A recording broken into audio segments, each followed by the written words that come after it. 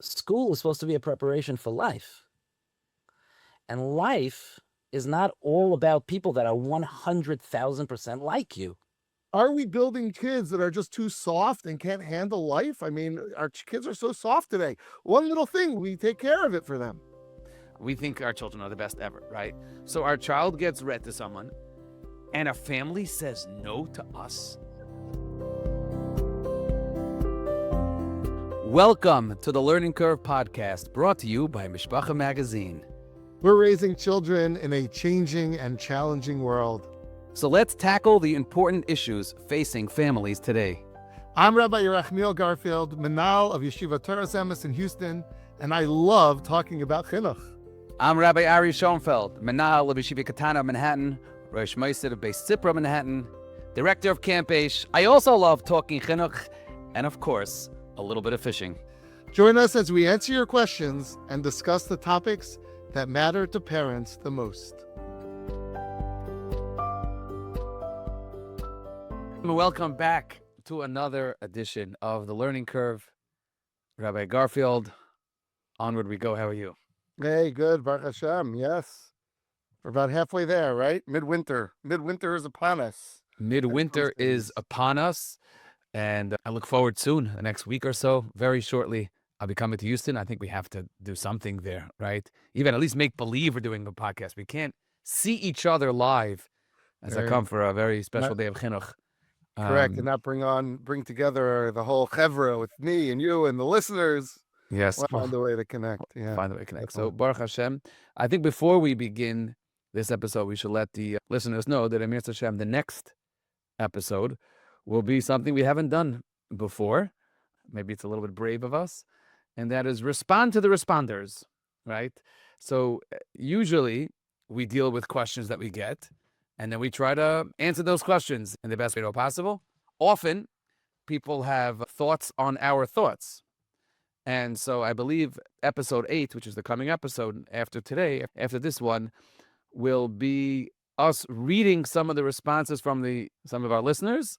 We'll see what their thoughts are, and then we'll be able to engage further. So it'll be a guestless episode, the next one, but maybe more interesting. I don't know. We'll see. I have to say, I really enjoyed that part of this, because Mishpacha has such a wide sort of range of listeners and a wide net. The comments are just very interesting and very appreciated. And they're not all pretty, but they're all appreciated. Let's put it that way. And we'll see. We'll see how pretty what guts we have at the next episode. But that's for the next one.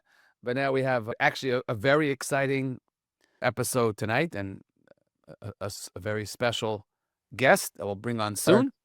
But as always, we tease the audience with some shorter questions before we delve into the big topic. 2 short questions, a spotlight question. Away we go. Who won? I ask you one. I'm asking you first. So all right. Here we go. My son is in 11th grade and recently got his first phone, a tagged and filtered flip phone without any internet capabilities. It does have texting, however. His school has recently made us aware that there are AI-based services that can be accessed by phone calls or texting. These services can even send images via text. Obviously, this is horrifying. What are we supposed to do? As it is, we held out as long as we possibly could before getting our son a phone. It feels like the more we do to protect our kids, the more the Yetzer Hara pops up, and with something even more innovative and enticing. How could we shield our kids from this? And how can we be mechanech them to be safe in today's frightening day and age? So I have to be Modern Orthodox. I did not write this email, this message. I do have an 11th grade son. Oh, really? Who recently got his first phone. It's tagged, it's filtered, it's a flip phone without internet capabilities. It does have, literally, it sounds like. So, Ozzy, this one's for you. My 11th grade son learning in Yeshiva, and the Yeshiva recently was struggling what to do with this sugya.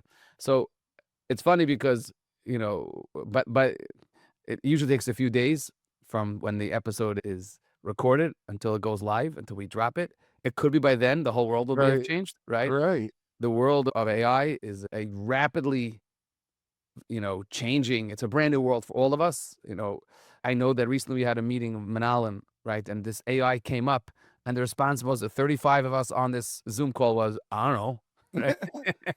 That was basically the response. So, Rabbi, maybe take a moment and just explain the technology, because not everyone is holding an 11th grade phones and AI and what that means. So, right. can you take a moment, just explain what this parent is referring to in terms of even a flip phone has a vulnerability.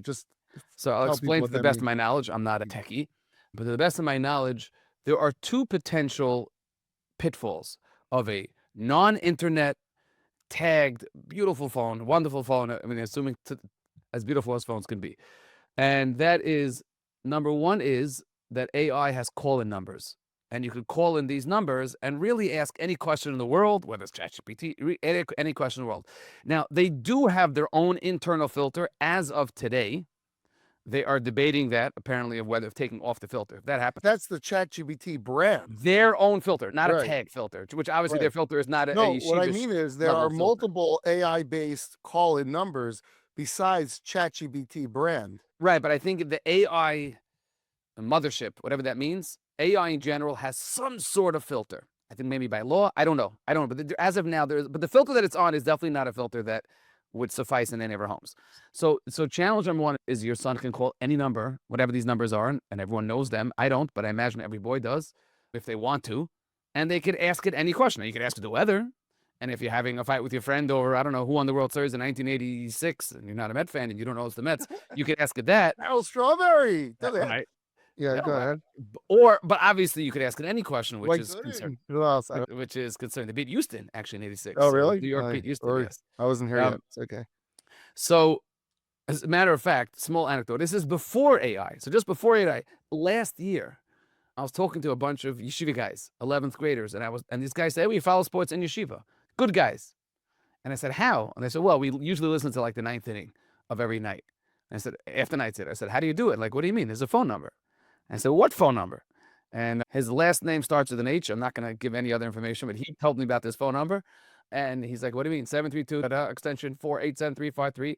It's basically, it's a guy in Lakewood who hacked the system, and you could dial in like those that are my age. That's amazing. And would tell me to try to get the scores. Right. This is basically you call in a phone number and it hooks you up, depending on what number you press and what team you are, to any game. Like, And it's a Yeshivish thing, or just that they clapped out to do it? 6 months ago, it was the Yeshivish thing. It was a 732 phone number. That's unbelievable. So some guy in the coffee room in BMG. That's amazing. Oh my gosh. So wow.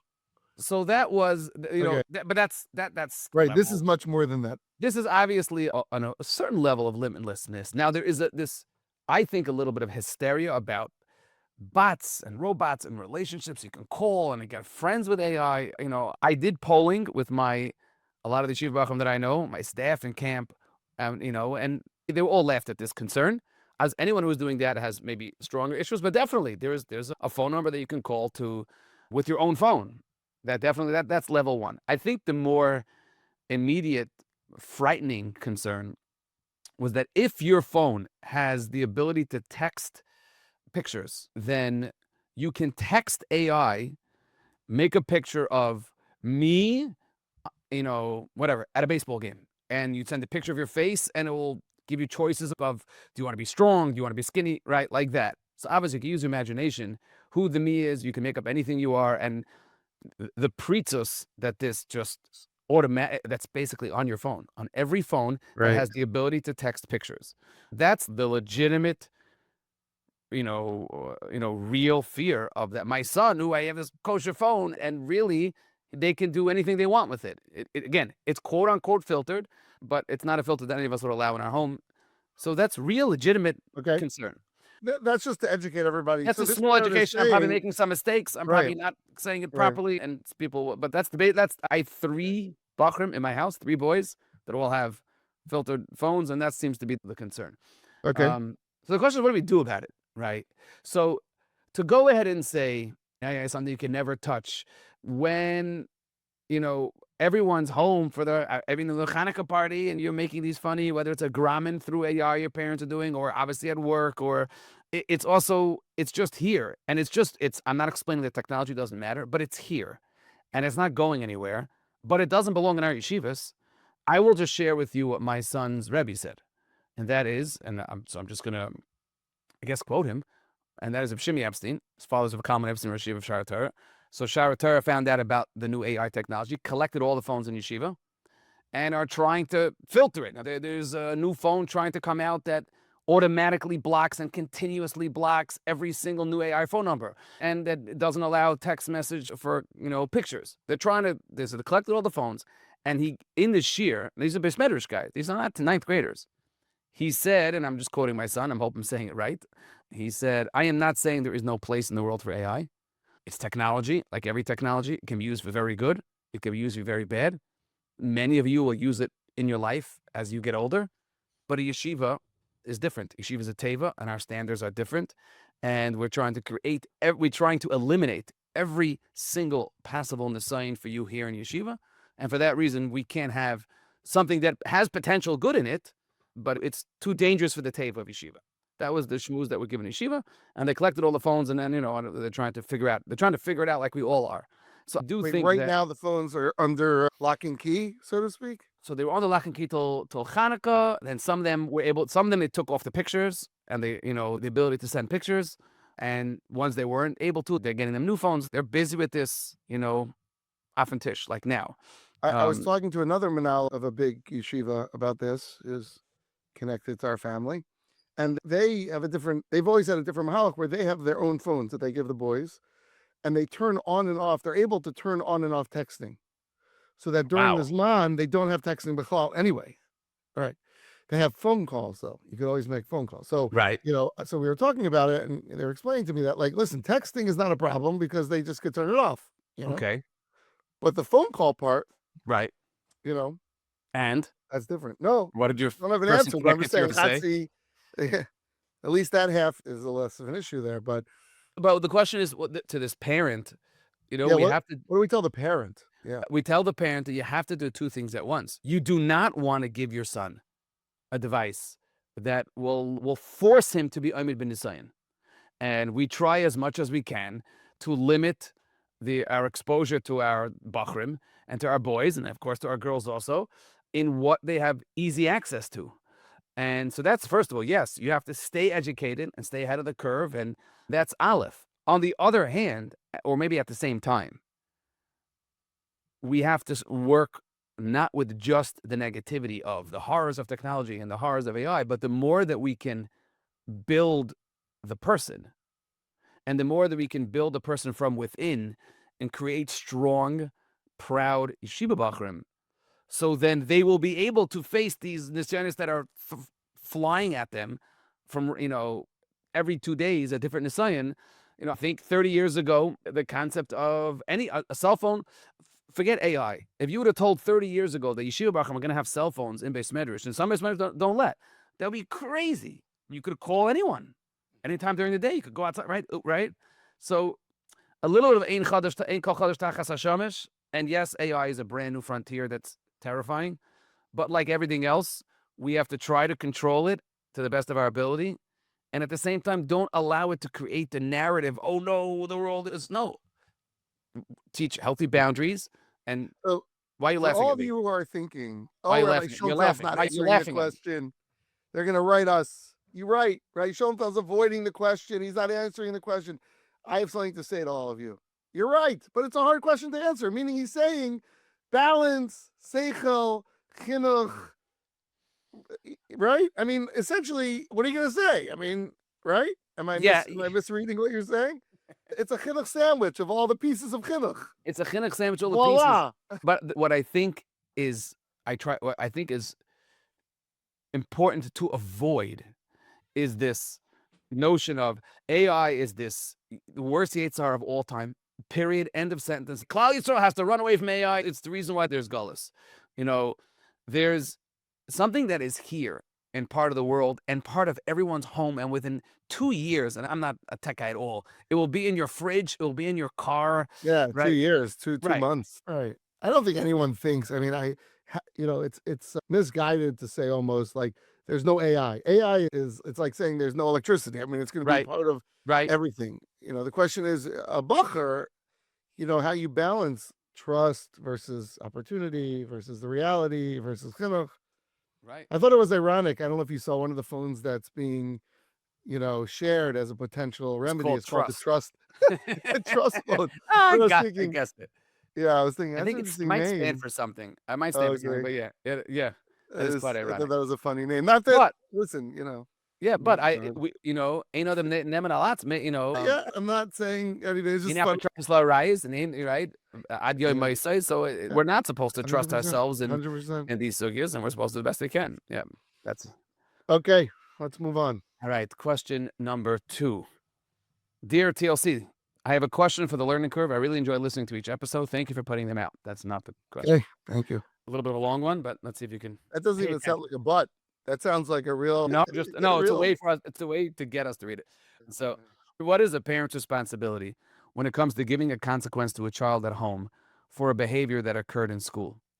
I believe that a child's behavior at school should be dealt with at school, and behavior at home should be dealt with at home. The school has asked me to take away at-home privileges for in-school behavior, but I'm uncomfortable that as we have our own behaviors we are dealing with at home. Should parents even have discussions about in-school behaviors, or should we try to keep things separate so my child doesn't feel like he is coming home to be reprimanded each day by his parents? And on the other hand, should we be giving rewards for in-school behavior, or should that be provided, or I guess, should we at home be giving rewards for in-school behavior, or should that be provided in school?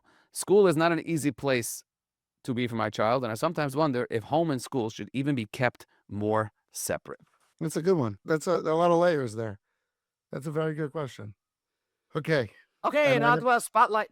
Yeah, and now I have to answer it in layers. So the first layer that comes to mind is your home needs to be a more loving, more accepting, a safer place than school, and that should be for sure.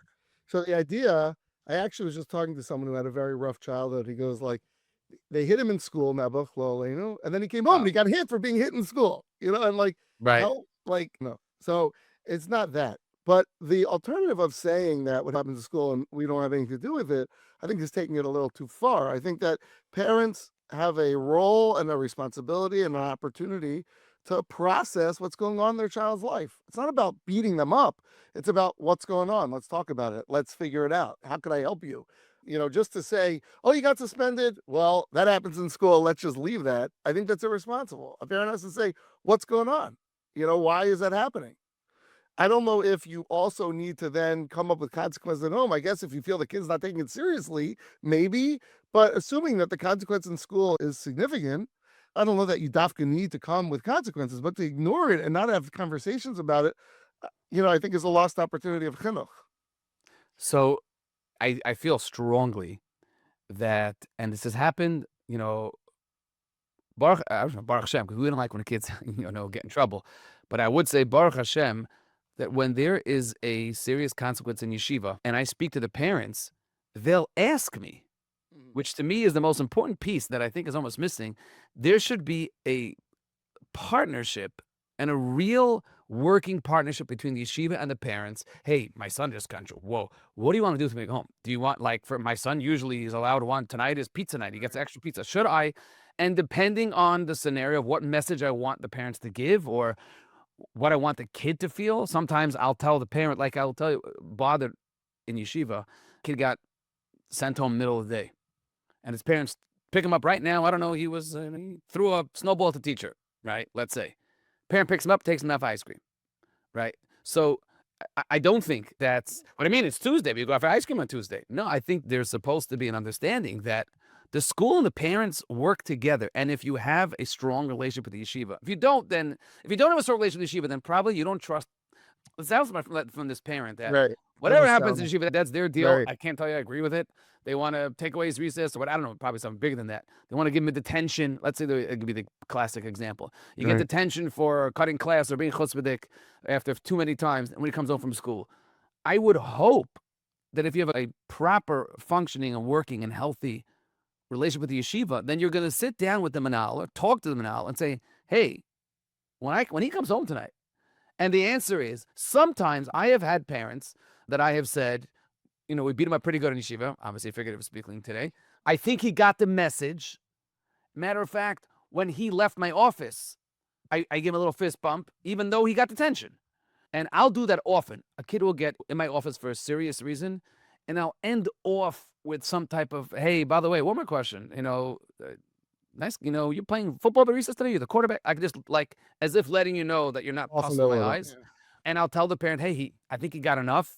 And then the other times, I'll tell the parent, I think you have to talk to Shlomi, because at the end of the day, if this keeps happening, like I don't like at all. This parent said, they want me to consequence, if I heard correctly. The school is asking me to do more consequences at home. Yeah.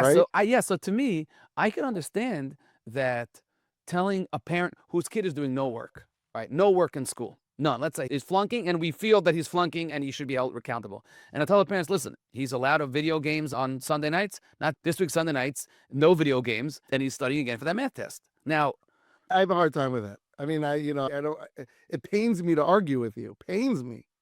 But I don't know if that's the role of the school. They might say to the parent, but it's not a role of like me mandating. That's what I'm saying. It's me talking to the parent and saying, hey, by the way, and it's not even by the way, this is maybe the relationship that we work hard to attain in our yeshiva. I'll get asked by the parent, hey, Rabbi Schonfeld, I know he missed his math test, and what should I do tonight about his PS4? Well, that would be different. I'm not talking about mandating, like calling up the That's what it parent. sounds like from the question, that they called up the parent and said, you better consequence. No, you're right. The parent should say back, which I appreciate. Does it bother you when a kid, what's that about Garfield, does it bother you when a kid is suspended for egregious, and he's suspended, and you send him home? Can't, right? And then you're walking outside to make I don't know what, to go to the girls' school 3 blocks away from you, and you see him in the pizza store with his mother having ice cream. Does that bother you? It depends if I know the situation. I could see a scenario where that would be appropriate. It really depends. Could you see a scenario where it would not be appropriate? Yes, but I would hope that the goal is to fix this behavior and to address the child, Right. right? So I would hope that the parent would say to the school or say to themselves, what could we do as a family? What does this child need to support that it will change? Maybe he needs a nachapach, figuratively, or maybe he needs to trip to the ice cream with his mother. I mean, sometimes that's what you need. That's not always inappropriate. So my point is, I think the school and the parents have to be in sync that we're trying to help this child overcome it. But there are different roles at different times. And I don't know that the school should be mandating. They should be working together. My first year as Manal, I had a child with a tough family situation. Very tough. He kicked a teacher. That's pretty bad, right? I sent him home. 10 o'clock in the morning, I sent him home. And it was a child with enough of a tough background that before I suspended him, I called him a bender to ask him whether I should. And he said yes. So kicked the teacher, I sent him home. It was a Wednesday. Every Wednesday at 1 o'clock, I played Stratego with this boy in my office. That was like our bonding time. I didn't let him win. Come on, I'm not that nice. But he was because he loves Stratego. So I suspended him.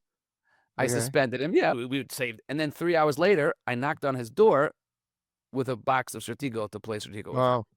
My point is that of course, every case is different, blah, blah, blah. But I would hope that if you have a strong relationship with the school, then there's a trust both ways. But there's no such thing as a school just telling a parent, again, I just say no such thing. In a healthy relationship, the school won't tell a parent, well, we punished him in school, please punish him at home also.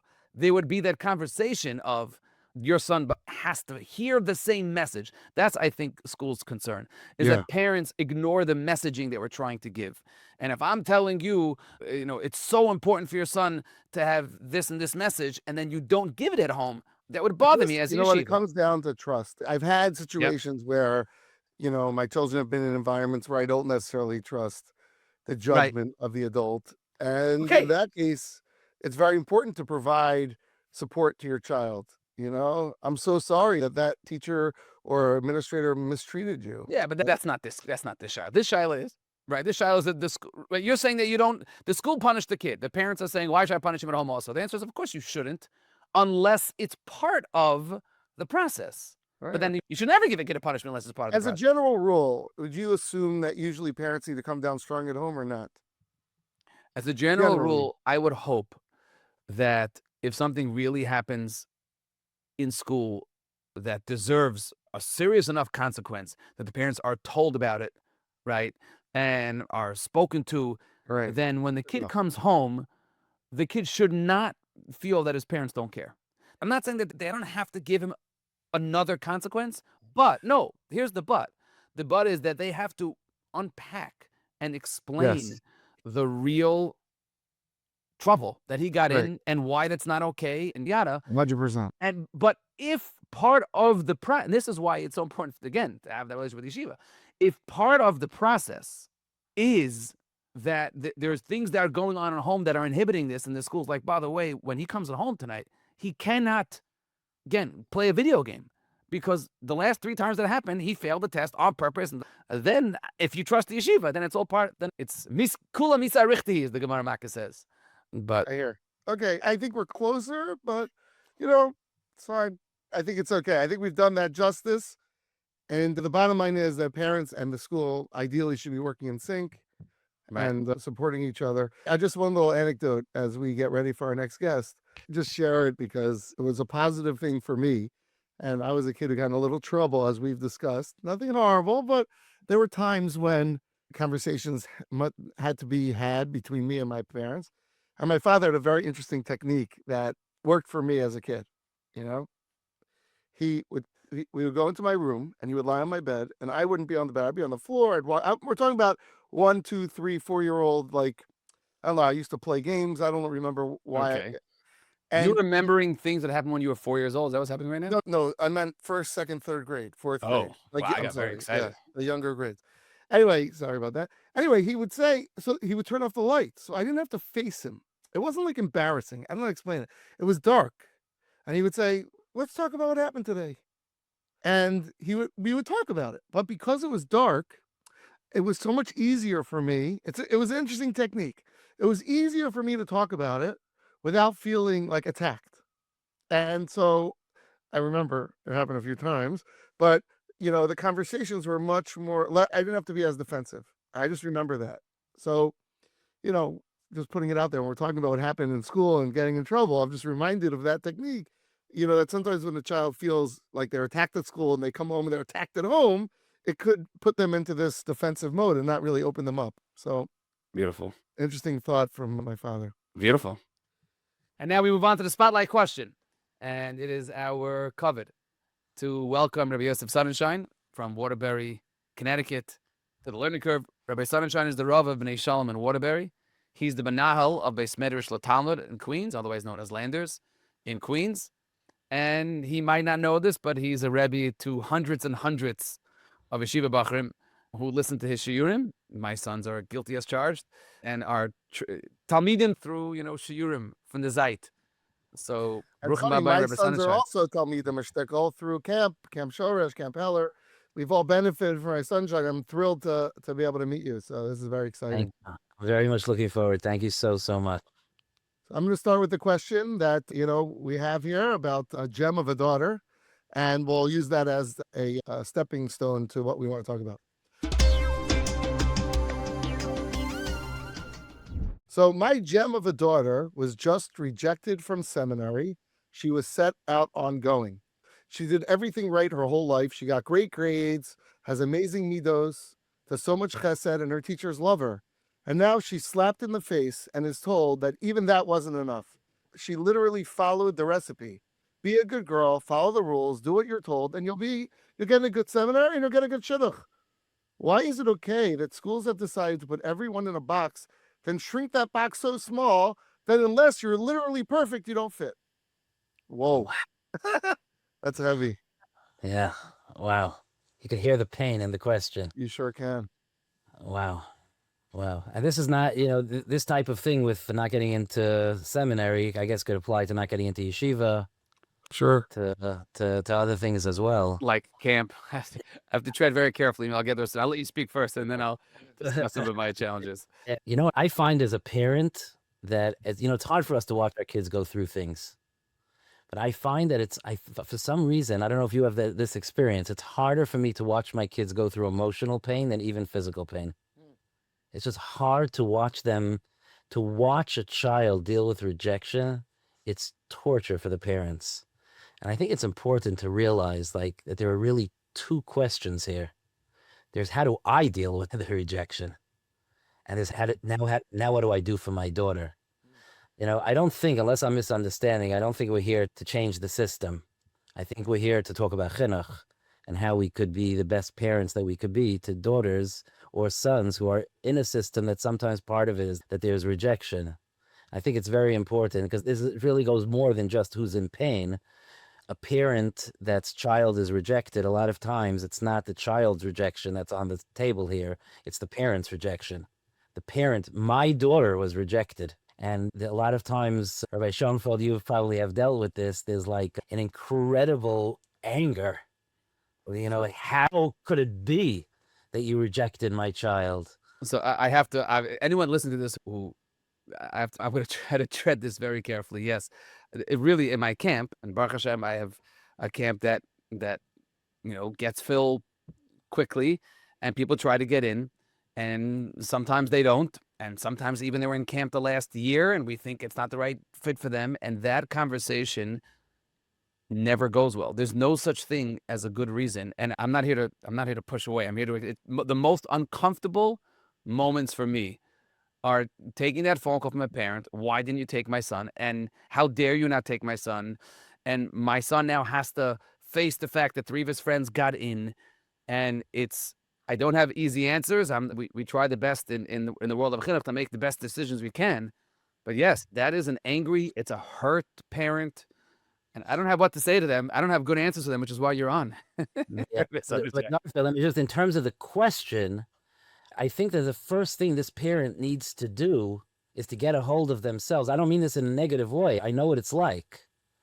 The first, I've had it with yeshivas. I've had it with different things that my children didn't get into things. And I think the first thing is I have to take stock of where am I going to make the right decisions here? So some parents are more powerful than others, so then they could start knocking the doors down. Some parents, even if they can't start knocking the doors down, they can start spreading who knows what about a place, like all these kind of things. And sometimes these types of things come from this inner fury that's not the insecurity of the child. I've had situations where the child is begging the parents, leave it alone. I didn't get in. It's fine. I'll go somewhere else. But the parents don't want to let it go. And I'm not saying this in a critical way. I understand that it's very hard. And, this mother, it sounds like a mother wrote it, not a father. You see, Rabbi Garfield? We always argue about these type of emails, who's writing it. But yes. It sounds like a mother's email. But this email, I'm here, like, she did everything right. She did it, I'm hearing a lot of the mothers saying, I did everything right. I sent her to Beis Yaakov. I raised her the right way. I did everything right. And then the Olam HaTorah didn't accept her. And that needs to be dealt with mitzad the person, this mommy herself, who's suffering both mitzad her pain of watching her child in pain and mitzad her own feeling of rejection. That needs to be dealt with. But how about the notion, whether it's, again, a shidduch, whether it's a seminary, mesifta, a camp, that kids don't get in for the darndest reasons, for nothing. On the interview for the seminary, I hope I'm not going to trouble for this. My sister, who now, Baruch Hashem, is a principal, has a chashuva family. This is 35 years ago. She applied to a seminary, and they didn't want to take her because she had curly hair. Now, she happens to have curly hair. Now, Baruch Hashem, she got married, so her hair became straight after she got married. But it's called the sheitel. But in other words, the look on an interview, we found out, that the smallest little details that are meaningless, and are we as a tzibur of mechanchim, yeshivas, shidduchim, seminars, some of these are huge tents. Are we too judgmental and way too picky? Well, what's the reason for the curly hair? Why is that? I'm No, sorry. it's not. I'm a real out-of-towner. What's the issue with curly hair? Yeah, she called my sister up. It's not a tzura of a Beis Yaakov girl. But what does that mean? That's like saying, what does that mean? Blue eyes. I don't want to explain. I'm laughing because it was very curly hair. So she kept it maybe a little. Why didn't you mention that? So she kept it maybe a little short because I don't know. I was 10. She kept it a little short because she didn't want it. It was long, was too hard. Okay, but I have a big kasha on you. I have a big kasha before we go on. It sounds like she ended up going to that seminary. It sounds like you said they almost didn't take her, but they ended up taking her and she went. Why would she go to an ignorant seminary? Because my parents knocked down every door and refused to take no for an answer. But why go to a seminary that's run by a bunch of nudniks? Because it was the best for shidduchim. What do you mean? Okay, I yield the floor back. You're really shifting the question now to the moistus. I guess because the mother is blaming the moistus. So we could, right? The question is, are the moistus to blame? And it's very hard to say. Like this is going on in all of these areas, getting into Mesiftas, which I know you've had a podcast about, all these things that, in general, overall, I think everyone's trying to make it. Everyone's trying to make it. Everyone has parents that they have to answer to. It's very hard to say a broad swath that people are being too makbid, and it's hard to say that. Where does that leave you? Okay, whatever. Yeah, You still have to deal with your daughter. it's a very tough thing. I Yeah. mean, and the bichlal sugya, what happens to the kids that don't get into schools, which is a very painful sugya. And and there's a balance here. Like what you're touching is a very explosive thing, because on the one hand, we do have to create a certain broadness. I want to tell you something. I've been in Waterbury for 26 years. Okay, but right before I came to Waterbury, my daughter was supposed to go to kindergarten, not in Waterbury. We hadn't even heard of Waterbury, and we were applying for a school for her. And Did she have curly hair? she did not have curly hair. She did not have curly hair, and she was the cutest 3-year-old. And we were looking into schools for her, and I was learning in Kollel, and we didn't know that it would not be relevant because she's going to end up the next year with 4 other girls in her class in some, classroom in Waterbury, Connecticut. But so I applied to 2 schools, and one school was a school where every single girl in the class's father is in Klei Kodesh or Kollel, in some kind of Klei Kodesh. And the other school was a school where a nice chelik of it was Klei Kodesh, but a lot of it was very nice families of doctors, lawyers, accountants, construction, all the other stuff. And I decided to send it to the second one, even though I was in Kollel. But I told myself, I was very young, maybe I was crazy, but I told myself, school is supposed to be a preparation for life. And life is not all about people that are 100,000% like you. Why not send it to a school if the hashkafas are strong and the teachers are strong, that there's a wide variety of b'nei Torah that are serving HaKadosh Baruch Hu properly, but not every single one's father has this chus to be learning Torah or teaching Torah full time. And I made that decision, and I never ended up having to act on it. I mean, in Waterbury, we only have one school, so I guess I did act on it. Right. But so what you're saying about us being too makpid, it's a societal thing. That's true. It's true that we have so many schools and we have so many different styles. And, the not Yeshivish world looks at Yeshivish. But in the Yeshivish world, we have 50 different flavors. Right. And menalim of mesiftas, of elementary schools, of camps, of menalos, of seminaries, they have these indicators, and I can't even blame them. This kind of shoes means this. This kind of hairstyle means that. This Right. kind of watch means this. And I don't know that there's someone to point to blame for this. It's definitely a painful byproduct of the incredible, huge kahila that we have, and the fact that people like to stick together. And there is a certain fear of putting my child in a place that's broader than I am. There's a certain fear of that, and I understand that fear. There's 2 sides to that. Rabbi Sonnenschein, you deal with a lot. Your miyaitz, a lot of people. And I heard in your initial response, tell me if I'm misreading, that you really think that this idea of rejection, generally speaking, is a parent issue, not a child issue. When the parent says, and I've had parents say, literally the sentence, if you don't take my son into your camp, I don't know how I'm going to be able, I didn't tell him yet, and this is camp, right? So, which I think my camp is wonderful, but it's camp. It's not a shidduch, right? And I haven't told my son yet because I don't know how he will handle it. I don't know if, it's going to be devastating for him. I'm hearing, and you correct me if I'm wrong, that you think that a huge chilek of that is projection. Yeah, I mean, it's very uncomfortable to tell our kids uncomfortable things and things that will be painful for them. When you have to tell your daughter the shadchan said no, it's also, I've been there. It's very painful. It's very hard. But So how do we do it? Let me say this, that there are kids that would fall apart from such a thing. It's true. But I believe that if a kid will look, I'm just gonna be honest here. You wanted me, so I'm gonna tell you what I think. I think that if a kid will fall apart from something like that, something was missing before. And I think that all of us need to be raising children that have a certain confidence and know that the people that love them respect them and see their milas, so that even if a school didn't see why this, wonderful girl is appropriate for this seminary, that she could be disappointed, she could be horrified that she's not going to be with her friends. There are a lot of pieces of that, but that it won't break her. That's what I'm pushing back on. I think that, we have to, in other words, let me give you a few points. Let me explain what I mean. Number one, if I haven't raised a child where I'm complimenting them and I'm pointing out specifically the miles in them that I appreciate, that means that if I have different children, I don't say the same thing to each one. And this is my amazing cook, and this is my amazing balas midas, and this is my amazing davener. So let me just tell you, this past Shabbos Hanukkah was my daughter's bas mitzvah. On Matzah Shabbos, we got the family together, and we sat around the table to Malava Malka. This is what I did. I said, just on the spot, I said, I want to go around the table and I want everyone to say just one brief thing that they admire about Hindi. It was such a nice thing. Everyone said, few people mention that she's super honest. If she has a bad day in school and you ask her how her day was, she says bad. And today I asked her how her day was, and with a big smile on her face, she said bad. And different things came out. My daughter-in-law said that from the time she joined the family, she admired how Hindi davens, things like that. But I think I'm just giving an example.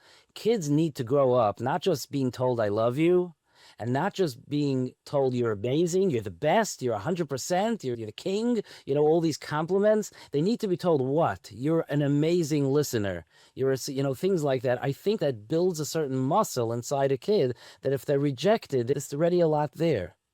And the other thing is, and this is something I've had to explain to kids, and I would tell parents I would tell that mother to sit down with her daughter and explain this to her. Both of you being in chinuch could attest to this, that this is true. There are different measuring sticks for people. When you are a camp director and someone comes to apply to the camp, you're looking for different things than a Mesifta Menal is looking for. Right. Different things than a person who's getting a job. There's different things. So when you're going to seminary, let's say, they want to see how her social skills are, how intelligent she is, how, maybe even how deep she is. But there are other measuring sticks that we're not looking at. I was talking to a boy in a Beis Medrash who was feeling like he wasn't fitting into his Beis Medrash. And I realized it's because he's a super emotionally intelligent, thoughtful, kid. He lives in his own emotional, thoughtful world. Around the guys, nobody's saying, oh, Ruvain, he's really emotionally sensitive. That even in basement. But his wife is going to be the luckiest wife of anyone in that yeshiva. So it's important to explain to our kids, they didn't reject you. They have certain measuring sticks, and it wasn't right for them. But they don't know what an incredible sister you are. They don't know what a balas achrayus you are. They don't know what a davener you are. And that's not their job to know. This is what Hashem, this is where Hashem put you. You didn't get into that seminary, but that's not a testament on you. No, and as a camp director, I'm sure that you could back me up on this, that when you reject a child, by no means is your intention to reject a child. Chas v'shalom, 100%. Yeah. And that needs to be spoken out. We do. We try, right. And to your point, I speak. Explain it to the children. Yeah. And it can't start then. It has to be something that's ingrained. And the last point, if I could just say one other thing, is that, and this does get back a little bit to our society, a little bit. If I raise my children that the badges that I wear on my lapel are that I went to Brisk, or I went to this seminary, or I went to this, and that's what I carry with me, and then my child doesn't get into those places, so then I destroyed my child. But if I raise my children that everyone's here on a journey to serve Hashem, my children are all over the map in different yeshivas. If I gave you the list, you would be like, whoa, And I love and deeply respect each of them, deeply, and they know it. And some of them are much stronger in learning than others, and they're going to hear this podcast, by the way. So will Hindi. By the way, so will Hindi. I'm not hiding from them. Some of them, I have some children that are powerful in learning. I have other children that aren't as powerful in learning, but they're super powerful in other areas. And I try, at least to the limited ability Hashem gave me, to give over to each of them. That's their hatzlacha. I had a son that was struggling, and 2 years ago I brought him to Eretz Yisrael, and he was Mesifta age, really having a hard time. And it was like the middle of the Zman, and I brought him to my Rosh Hashiva, to Rabbi Yonis and David in Eretz Yisrael, and I introduced him, and I said, my son is here with me. I brought him to Eretz Yisrael because he's been going through a difficult time, and he's such a warrior to steig that I wanted to bring him to Eretz Yisrael. And I saw my Rosh Hashiva looked at my son. He's like, did you hear what your father just called you? That moment was, I think it's also like if it has to be the label, the moised, the title, the type, if we raise our children, that's what's important. And that's what's so super important to us. Then we're going to be in trouble when our child doesn't get into a place like that, because we raised them that's everything. But we have to raise them with other values. I don't even think what I'm saying is so controversial. Well, let me try to help you understand why it might be.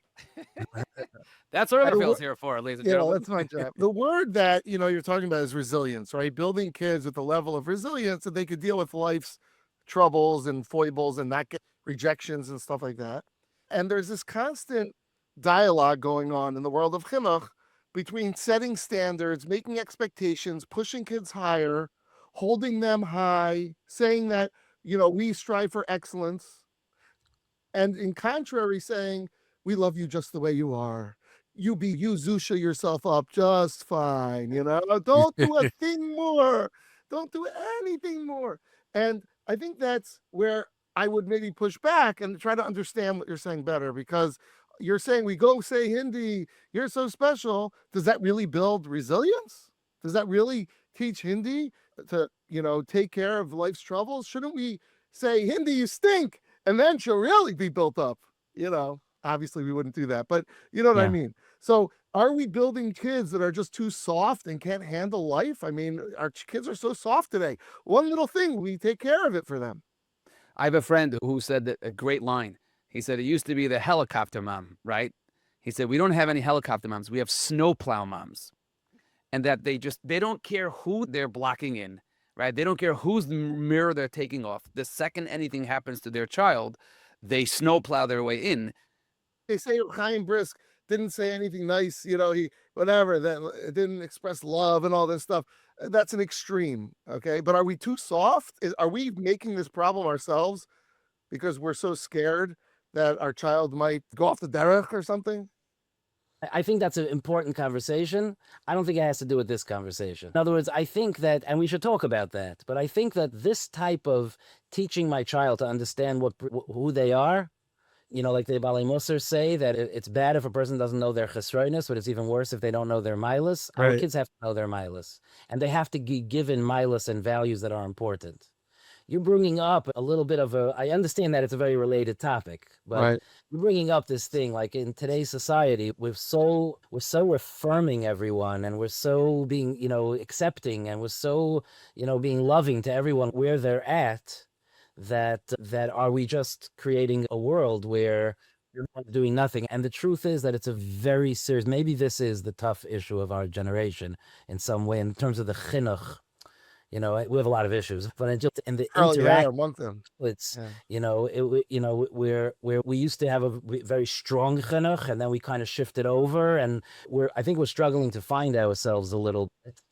So I heard in your presentation, and maybe I misheard, but I heard someone saying that wherever my kids go to yeshiva, I'll be happy, and that's okay. Which means that when the kid was young, let's say 7 years old, and he was saying, "What are my she'ifas for?" Shifas, Brisk, Schmidt. We don't care if you go to Brisk or if you go to whatever the opposite of that is, no place name, We're happy, we love you. So how does that play into it? I'm happy that you brought that up. I'm happy that you brought that up, because if you heard that in what I said, probably other people will also. So I appreciate that. I didn't hear that in what you said, by the way. So I'm just letting you know. I think most people didn't, but Rabbi Garfield's entitled to his own opinion. Let's bring it out.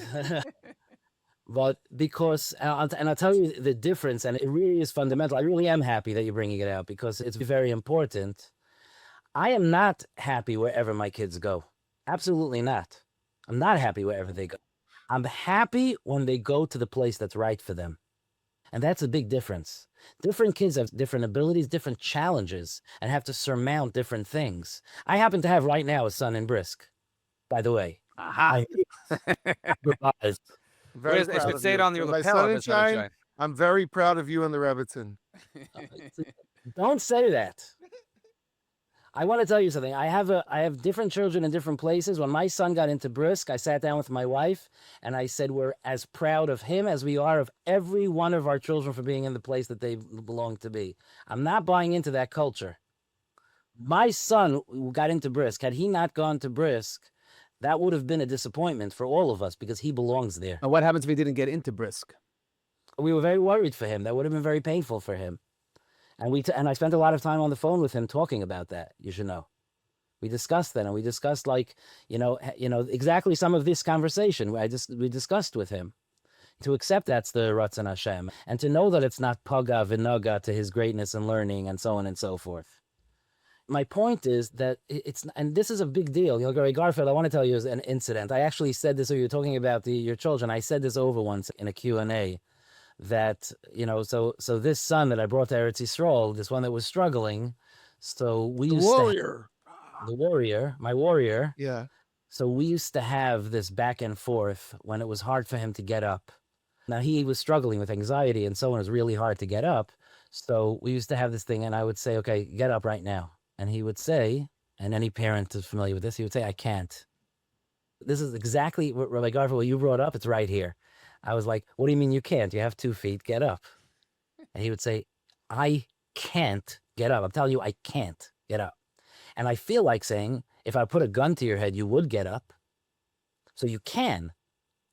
And this is a back and forth that my son and I, and by the way, when I said this over by Q&A, my son was sitting there. Wow. And he got up and joined the conversation.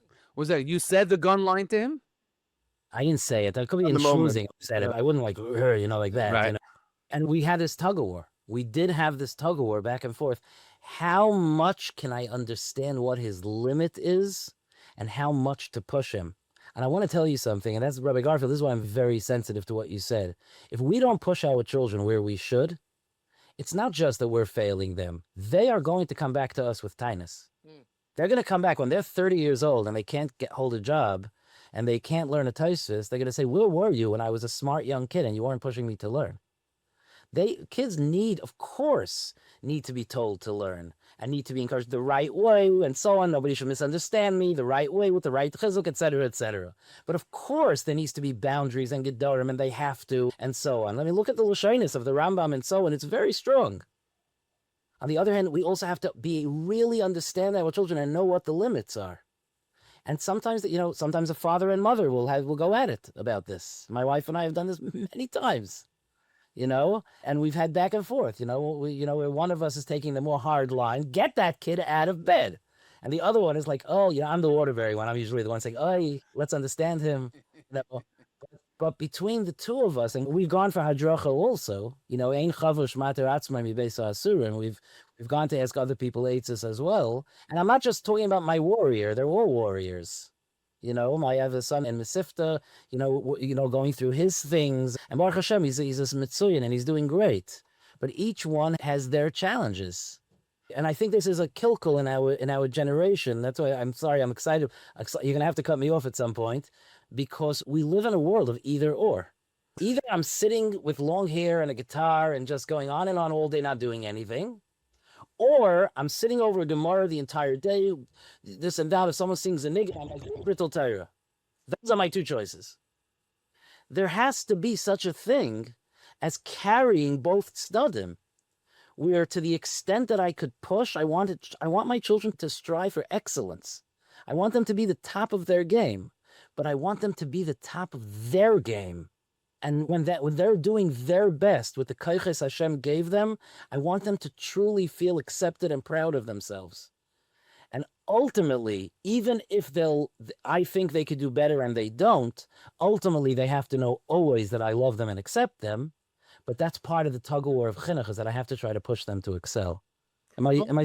It's right on. Going back to what you said about the parents who are giving these messages, it takes a lot of security, all right, in your own religious stature, beard length, all the things you need to be able to say that I'm okay with my kid, regardless of where they go, as long as they're fulfilling where they need to be. that's hard. That's a hard message. It's a nuanced message and a hard message.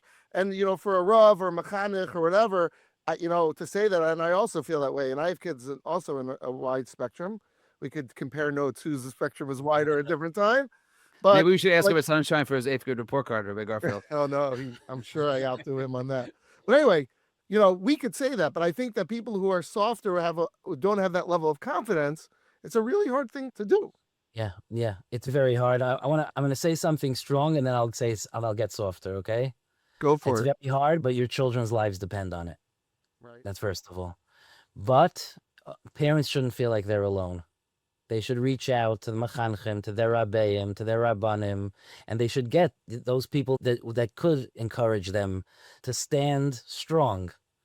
We have to advocate for our kids, to our kids, and for our kids, that as long as they're building themselves the way HaKadosh Baruch Hu wants, that's what Hashem wants from them. Right. And Beautiful. maybe just to reiterate one of the things you said in the beginning, and that is that if we're able to bring up healthy children who have a healthy self-esteem and really know their milas and not just know that they're great, but they're great at, but as you were saying before, then it becomes doable.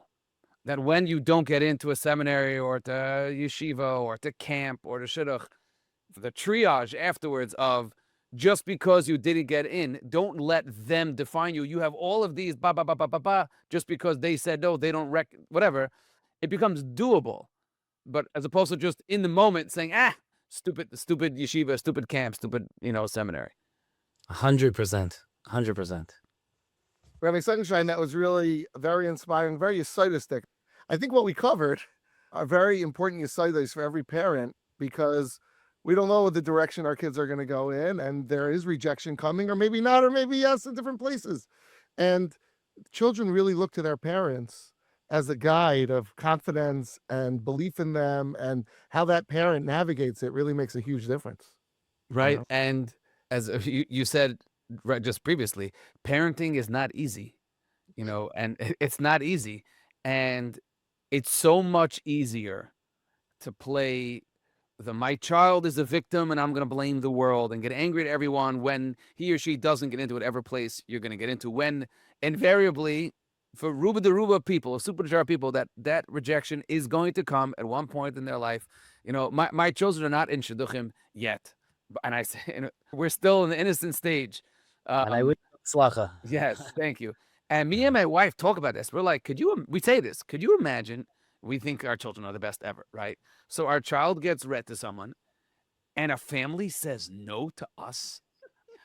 It's how hurt. We're like, no, not arrogant. Stop laughing. No, my wife is, maybe I'm the one. And my wife doesn't have an ounce of gaiva in her. It's like, do you know how what a rejection. It's like they're rejecting the entire 25 years that we've tried to instill in our, no. It's like, Exactly. oh my gosh. Exactly. The whole conversation is worth it. I think there's a lot of important points in the conversation, but this nakuda, believe in yourself, believe in your children. Right. Believe that just because they said no, we don't fit for them, but don't let that just destroy 25 years of chinuch. It's, Baruch Hashem. Beautiful. So, All right. Well, thank you so much, Rabbi Sonnenschein. We really appreciate you coming on. Thank you so much. It was a chus and an opportunity. Thank you. Rabbi Garfield, and we've been, it was our third year. I don't know, close to 30 or 40 episodes. It doesn't happen every time. Baruch Hashem, we've had amazing episodes. Once in a while, you're listening to someone talk, an Adam Chashuv talk, and you're just like, whoa. That was, you say this. I thought that was a whoa. The way Rabbi Sonnenschein expressed our job as parents, the way in which the difference between allowing others to define your child for you is a weakness on your part, not a strength. Don't just react for the victim, but build them up beforehand. That was special. Yeah, it really was. And it's so much more than rejection, although that's what we sort of said the topic was, but it's just so much broader than that. Right, because rejection is, you struggle with rejection when you haven't built your child fundamentally the right way. Right. It's a simon. It's like the test, the ultimate test, if you were successful. I will say this, that he's a very confident father, because his children are going to hear this episode, and we have the warrior, and we have Hindi, and I feel like I know the whole Sonnenschein family. I feel like I'm on. Mr. Brisker, who almost didn't get into Brisk. Yeah, but no, Yeah. it was beautiful. It really was. He's a wonderful person, and I've heard of him. I didn't meet him yet, so it was nice that he was up to what I expected. And Yeah, more. Baruch It was Hashem. really something special. As you mentioned in the beginning, our next episode will have feedback and use some of the letters and voice notes we've gotten, and they're great. So we want to encourage everyone to keep sending them. The way to get in touch is by calling 443-686-9339. Again, that's 443-686-9339, or you could send the email to thelearningcurve@mishpacha.com. That's thelearningcurve@mishpacha.com. Rabbi, pleasure as always. All the best. Take Be care. well.